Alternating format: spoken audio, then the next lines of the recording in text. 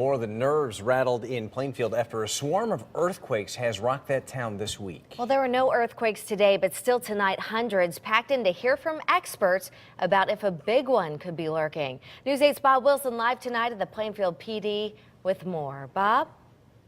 They had dozens and dozens of people call 911 as those earthquakes continue to roll in.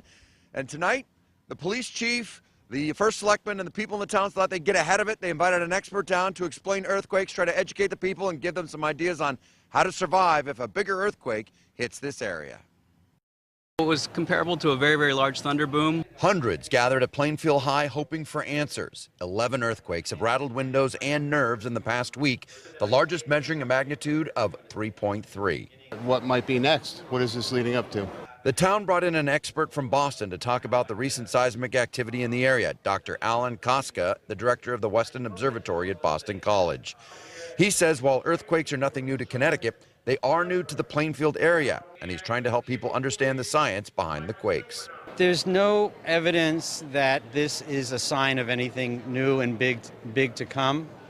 I don't want to say, that can't happen, but that's the thing that's challenging about earthquakes, is that we really can't predict them. The first part of the seminar was to educate. The second part was on emergency services and what to do should a bigger size earthquake hit. They said there's the typical things, which find a door frame. That's one of your safest and strongest places in a building. But they also said get out of the building if you can, have a plan. And they went on from there saying there are a lot of things you can do to protect yourself in your home. Knowing where your utility shutoffs are, if you have gas, if you have propane, so you can shut those things off. And just know where to meet outside the house if you do have an emergency and if you do have to evacuate. Tonight, people left the meeting armed with knowledge, but were still a little on edge. They are used to blizzards and hurricanes, not earthquakes. People are very concerned, they're nervous. It's something that we've never experienced in Plainfield before, so therefore it's something they're concerned about.